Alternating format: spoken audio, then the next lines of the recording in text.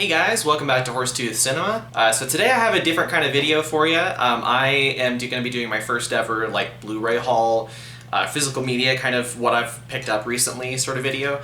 I've been wanting to do this for a while. A lot of my kind of YouTube friends do them a lot, so yeah, I figured I'd go ahead and give it a go. And this will be definitely more off the cuff and hopefully more natural than a lot of my other reviews, which I do kind of have a loose script for. So yeah, just gonna have fun with it. So what I'm gonna show you today is everything I've picked up in the last few weeks. So right before, kind of a little bit before I just left for my trip to yesterday, I think was the most recent one I bought. So yeah, let's get into it. So first up, I have Point Break, which I have on Blu-ray here. This is directed by Kathryn Bigelow, who's one of my favorite directors.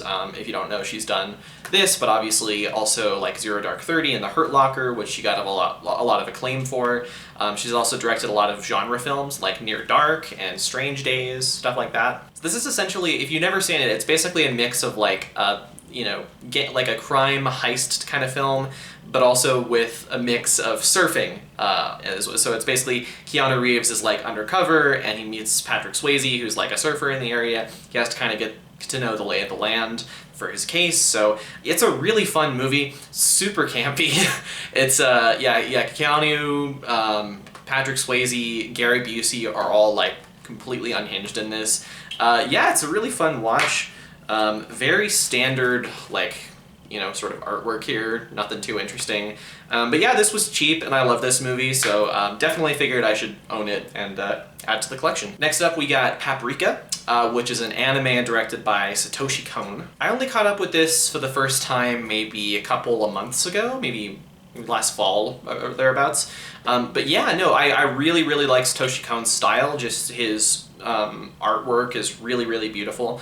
But this movie in particular, I found it to be a much more, it's like Inception, except it works for me. So I like Inception, I think it's a very well-made movie and everything, but what's never worked about it for me is that it's a movie about dreams that is too trapped in reality. It never feels true, it doesn't really feel dreamlike enough for me. It still feels too much like it's, it has to, have a sort of logical flow to things. Whereas this, obviously it's a well-structured movie and everything, but the way things happen just sometimes feels a lot more like they would actually feel in a dream. Yes, it's very wild and just completely, it's unlike anything you've ever seen. I think the tagline for the movie is "Your brain on anime," and that's exactly what it is. Let's see if there's anything cool in here. There's a little bit of artwork, I don't know if you can see that, but yeah, much better than the one for Point Break. Yeah, this is a great movie. I highly recommend it to anybody. Even if you're not really a fan of anime yet, I would say this is a good one to kind of get you started a little bit. Next up, we have one that I ordered online a little while ago and just arrived recently. This is actually one of my favorite films of all time, Showgirls. I'm gonna do a video on this at some point. I realize that I'm somewhat in the minority. I don't know. The public perception of Showgirls has really started to shift over the last 10 years or so, and a lot of people nowadays think it's a way more interesting movie than people did when it first came out. It's advertised as a, nudity-filled cult camp classic, and in some ways it is. It is definitely campy in the sense that it's very stylized and over the top and hyperbolic, but there is absolutely a sincere satire in this that I think really works and that is often not considered by people. So I really do want to do a video on this at some point. My friend Gelsey and I have been talking about collabing on it because we're both massive fans of this, so yeah, I would love to kind of chat with her about it fully on a video. Let's see if I can show you anything in here. Oh yeah, this is fine. This is I was worried there'd be nudity on the disc or something like that, but no. Yeah, this is a great movie. Everybody should see it. Paul Verhoeven is the director. I actually have a few movies of his in this pile here, so definitely get into that. Next up, this one is one that I actually found. I was on a layover in Atlanta, and there was online I read about a really cool video store there, and I definitely wanted to check it out while I had 20 hours to be there. And while I was there, I got a few really awesome deals. One of them was on Spetters, which is a very early Paul Verhoeven film. It's one of his Dutch films before he moved to the United States, to Hollywood, to make movies. And you can definitely tell. It is funny like all of his movies are, but it's less overtly campy, and the style is less kind of in your face. It is a lot more grounded and realistic, I think. But basically it's just a coming of age drama about these people who are kind of uncertain or unhappy with where they're going in their lives, and the movie has a lot to say about kind of youth and sex and the way that, you know, people kind of use sex as a very transactional thing. It's very similar actually to Showgirls.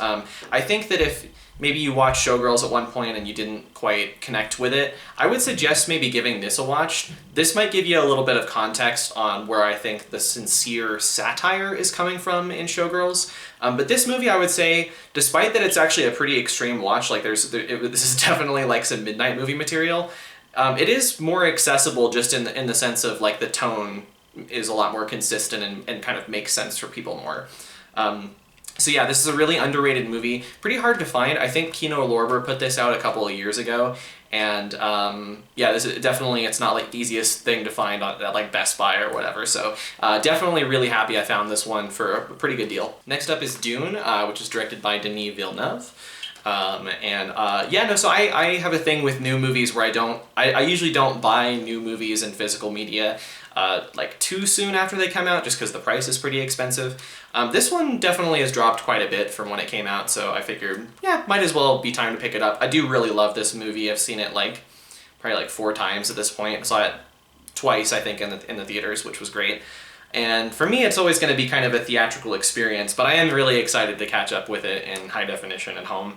Let's see if there's any. There was really cool art, I think, on especially so this is the DVD and this is the Blu Ray. I don't think the camera can quite pick it up, but there's like a drawing of the worm and everything that's very much like inspired from how the worm looks in the book. So that's really cool. And yeah, really excited for part 2. It's probably my most anticipated movie of the year because I really, really love what Denis did with this. Just the tone of it, I think, is much more in line with the novel than the David Lynch film, although I do like the David Lynch film enough. But this is the real Dune, as how I've been reading in the book so far. Next up, we have a movie I have not seen yet, and that is Phantom Thread, directed by Paul Thomas Anderson. I picked this up at Barnes & Noble yesterday. I had a gift card that I basically wanted to spend. And yeah, this was a pretty good deal on this, I think. It's on Blu Ray, comes with the digital code as well. And I don't know a ton about this movie. I know it's basically about like it's basically a romance between a guy who makes dresses and I think maybe one of his assistants or something. But yeah, I love Paul Thomas Anderson. I would say There Will Be Blood and The Master are my favorites of the films I've seen from him. I definitely want to see more. I'm surprisingly underseen with him. This is definitely one that's been on like the top of my list of his to get to. So I was like, yeah, it's cheap. I'll pick it up. I'm pretty sure I'm gonna really like this. So why not? Next up, I'm gonna get into some 4Ks I picked up recently.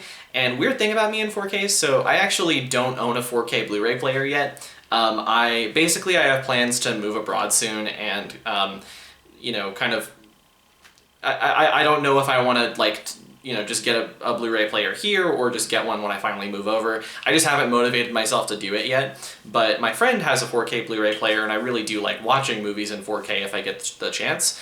And I'm like, this is a collection I'm gonna have for a long time. Like, I know I'm gonna have one at some point, so I'll just go ahead and get them, as long as they still have a Blu-ray in them currently, so I can watch the Blu-ray. So yeah, don't kill me for that. I'll be getting a 4K player probably sooner rather than later. I just don't have one yet. So the first one I'm going to show you is Total Recall. Paul Verhoeven has made like a lot of my favorite movies, I think. He's really awesome. But yeah, this one stars Arnold Schwarzenegger and has this really cool like high concept idea that ends up tying into ideas about memory and kind of the nature of consciousness, but at the same time it is a really, really fun and campy Arnold movie. It's probably my second favorite Arnold movie after Predator. Sometimes there are days where I think it is my favorite because he's just so like bombastic and over the top in this, but it really, really works for what the movie's going for. I do hope one day this movie can be remade so we could see like kind of the David Cronenberg version he wanted to make, but I have a hard time thinking that it's going to ever get anywhere near as good as this. This is just fantastic. And this does come with a slipcover, which has some cool like kind of artwork on the back. Let me open this up real quick. And this comes with the Blu-ray for the film, for the special features, and then the film. And then it also has, I think, just the 4K for I believe that's just the film itself, but yeah, it's a nice little set here. Next 4K pickup I had is Jaws, which is just, you know, one of the best movies ever.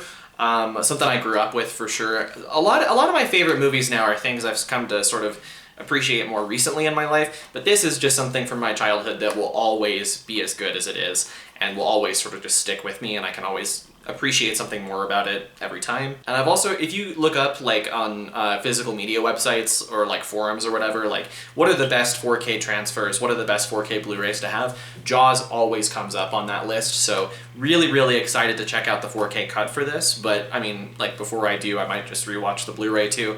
It's been at least a year, I think, since I've rewatched Jaws, and I try to watch it at least once a year. So yeah, let's see what's kind of artwork on here. So you have the little thing that Tina gets, or is it Tina? I forget, whoever the girl is that goes swimming at the beginning. I think Tina's the one in Jaws 2.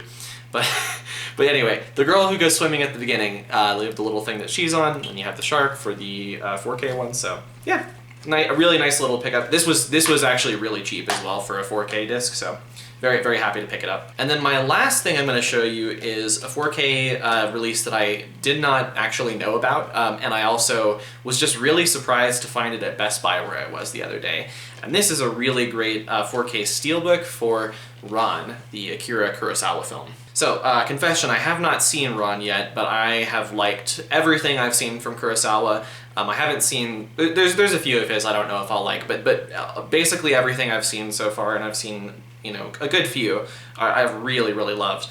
And this is, I've heard, one of his best. It's kind of one of his late period like color masterpieces. I think it's basically an adaptation of King Lear as well. So yeah, it's 3 hours, so definitely a lot of Kurosawa's films you have to carve out some time to watch, but they are always, at least for me, they're always well worth it. I would say High and Low is my favorite. Kagemusha is fantastic. Seven Samurai. Yeah, he's just a legend. So let me show you this. On the front, it has this really cool like old man type artwork, and then on the back, it sort of almost has like a Throne of Blood kind of vibe with it as well. Let me show you the actual steelbook, which is really cool. You can kind of see the face in that a little bit better, and then on the back as well. Yeah, really just so stoked to actually like have this now. Discs are pretty cool too. But yeah, really excited to own this. I think the only downside with it is that there aren't a ton of like special features with this, and this is definitely a film where I think you could really benefit from watching a lot of the special features. So the Criterion, I think Criterion has this as well, so I'll probably get that one day, but I don't think they have a 4K transfer of this, so that's definitely the benefit to owning this, and it's just a really beautiful looking steelbook. So yeah, very cool find. Was a little bit on the higher side if we're talking price of these, but like still wasn't too bad. So anyway, yeah, those are my recent pickups for physical media. Let me know down in the comments what you've picked up recently. Thank you guys so much for watching. Feel free to like this video and subscribe to the channel. I've got more videos coming out soon, so I should have the video I've been talking about recently about the movies that have scared me the most. That should be up here pretty soon, so definitely look forward to that and more reviews. I'll see you guys in the next one. See ya.